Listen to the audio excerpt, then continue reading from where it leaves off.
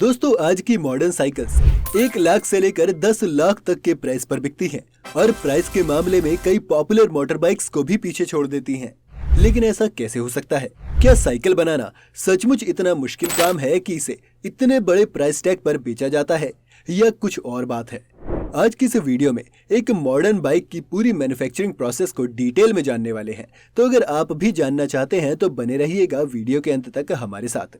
Video शुरू होने से पहले चैनल को सब्सक्राइब करना और बेल आइकन दबाना मत भूलिएगा। एक मॉडर्न बाइक की शुरुआत होती है एक बहुत ही डिटेल्ड 3D डिजाइन से, जिसमें कई डिजाइनर्स बाइक के हर एक छोटे से छोटे पार्ट को कंप्यूटर पर मैप करते हैं और सिमुलेशन से रन करके उनकी परफॉर्मेंस का अंदाजा लगाते हैं।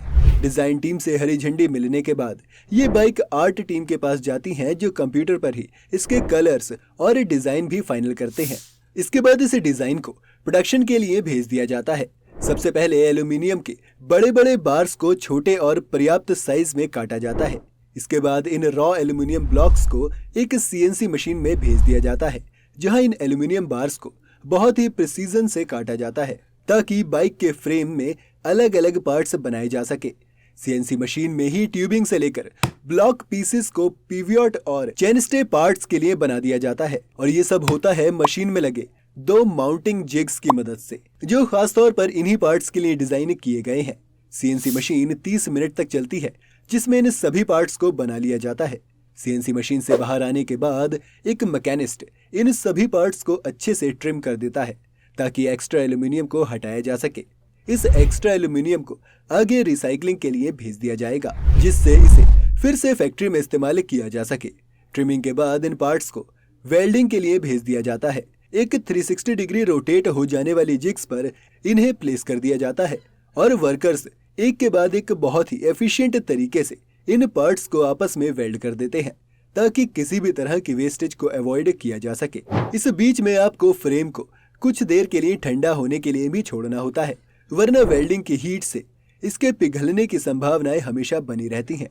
ये इनिशियल स्टेज की वेल्डिंग होती है, जिसे टेक वेल्डिंग कहते हैं, जिसमें सिर्फ पार्ट्स को आपस में जोड़ते हैं। लेकिन इसके बाद इसे परमानेंट और स्ट्रॉन्ग करने के लिए एक दूसरी टीम इसे फिर से वेल्ड करती है। साथ ही सीट ट्यूब के अंदर एक मेटल रॉड भी डाल दी जाती है ताकि उसे स्टेबिलिटी मिले और वो ज्यादा हिले ना। वेल्डिंग प्रोसेस का एक नुकसान ये है कि इससे मेटल थोड़ा कमजोर हो जाता है और इससे निपटने के लिए इस फ्रेम को फिर से एक बड़े ओवन के अंदर हीट ट्रीटमेंट के लिए डाला जाता है। इस ओवन में 2 घंटे तक रहने के बाद इन फ्रेम्स को निकालकर एक अलाइनमेंट एक्सपर्ट 2 अलग अलग तरह के टैंक्स में डुबाता है, जिसमें से पहले टैंक में पानी और तेल का मिक्सचर होता है और दूसरे टैंक में इसे साफ करने के लिए सिर्फ पानी। इस ट्रीटमेंट से काफी हद तक फ्रेम पर पड़ने वाला स्ट्रेस कम हो जाता है। अब अलाइनमेंट एक्सपर्ट इसे एक अलाइनमेंट जिग के ऊपर रख देता है और हीटिंग की वजह से डिफॉर्म हुए पार्ट्स को सीधा करता है। अलाइनमेंट के बाद इन फ्रेम्स को फिर से एक ओवन में पूरी रात रखा जाता है ताकि एल्यूमिनियम का ये फ्रेम और ज्यादा सख्त हो सके। इसके बाद अब हम फाइनल मशीनिंग के लिए तैयार हैं। इस स्टेज में बाइक के बॉटम ब्रैकेट्स, हेड ट्यूब्स और पिवट पॉइंट्स को मशीन में डालकर इन पर चूड़ियां बनाई जाती हैं ताकि बाद में इन पर बाकी पार्ट्स को अटैच करना आसान हो। फ्रेम के बनने के बाद उसे टेस्टिंग के लिए भेजा जाता है, जहां सबसे पहले उसे पीला पेंट कर दिया जाता है ताकि उसके ऊपर के होल्स और बाकी कमियों को आसानी से पहचाना जा सके। इसके बाद बारी आती है इस फ्रेम को अलग अलग तरह से वेट से टेस्ट करने की, जो इसकी स्ट्रेंथ का प्रमाण देते हैं। एक मैकेनिकल प्रोसेस के बाद अब इन पार्ट्स को पेंट करने के लिए आगे भेज दिया जाता है। ये पेंट्स ज्यादातर हाथों से ही किया जाता है। फ्रेम को पेंट करने के लिए सबसे पहले उसे ट्रीट किया जाता है और उसके बाद उस पर प्राइमर कोटिंग लगा दी जाती है ताकि इसके ऊपर पेंट अच्छे से अब्सॉर्ब हो पाए और ये जंग से भी बचा रहे।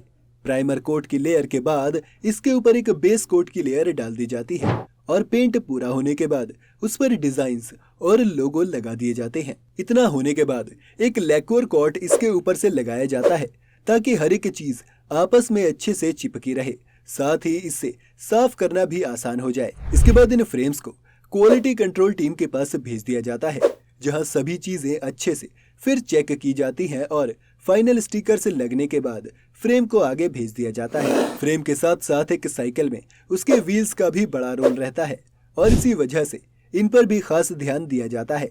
एक मेटल रिम को पहले से ही बना लिया जाता है और इसके बाद इस मेटल रिम पर ये डंडियां लगाई जाती हैं जिन्हें हम स्पोक्स कहते हैं। सभी स्पोक्स को हाथों से ही लगाया जाता है और इसके बाद एक कस्टम मेड मशीन में इन व्हील्स को डाल दिया जाता है जो लगातार इस पर प्रेशर लगाकर इसे स्ट्रेच करने की कोशिश करती रहती हैं ताकि ये चेक किया जा सके कि वो अच्छी तरह से अपनी जगह पर फिट हो गए हैं या नहीं। इसके बाद इन व्हील्स को एक ऑटो ट्यूनिंग मशीन के अंदर भेज दिया जाता है। ये मशीन इन व्हील्स को अच्छे से शेप में ले आती है और इनकी सारी छोटी मोटी खामियों को दूर कर देती है, वो भी सिर्फ 1 मिनट से भी कम समय में। मशीन से जो व्हील्स ठीक नहीं किए जा सकते हैं उन्हें ये मशीनें लाइन से बाहर कर देती है ताकि इनकी हैंड ट्यूनिंग की जा सके। इसके बाद इन व्हील्स में टायर्स और ट्यूब्स फिट कर दी जाती है और ये बनकर पूरी तरह से तैयार हो जाते हैं।